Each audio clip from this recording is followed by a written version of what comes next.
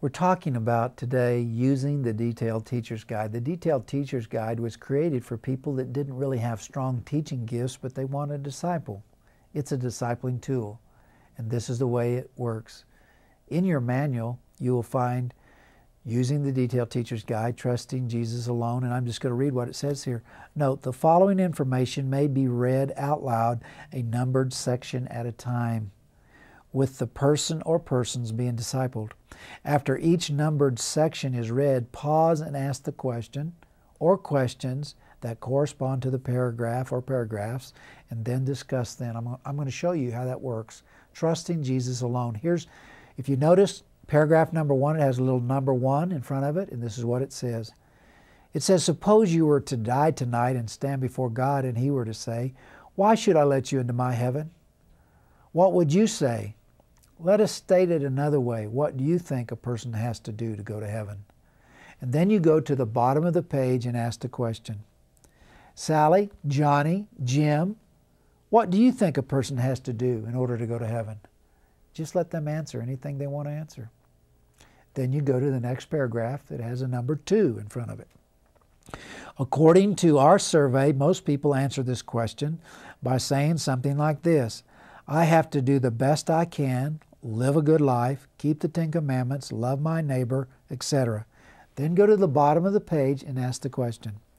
How do most people, according to our survey, answer the question, what must you do to go to heaven?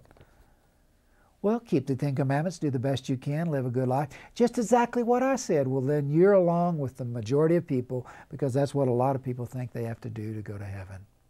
But let's continue to read and see what paragraph 3 says. So then you have paragraph 3 that has a little number 3 in front of it.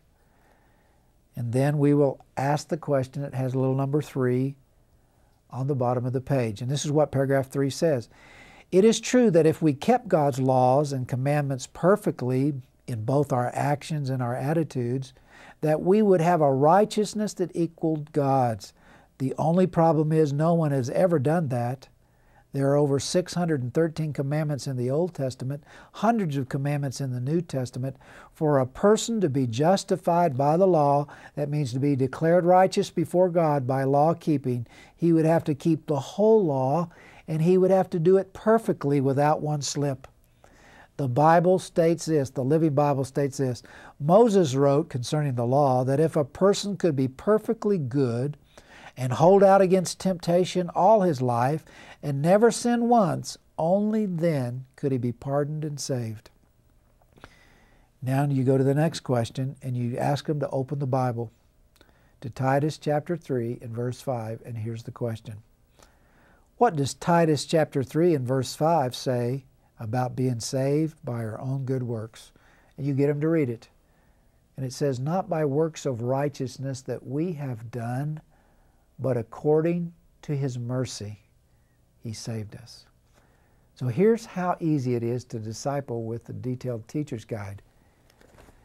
You read the paragraph or the section that has a number and then go down to the bottom of the page and ask those questions.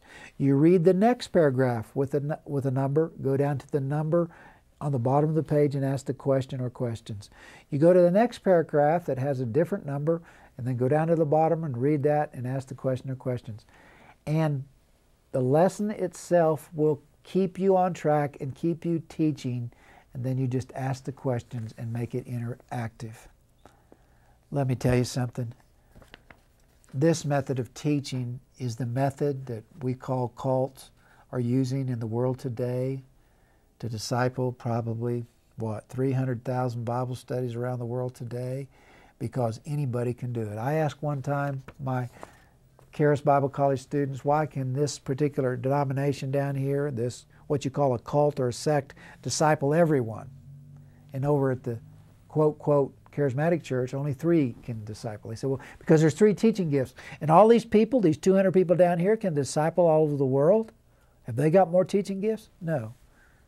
The difference is in the method.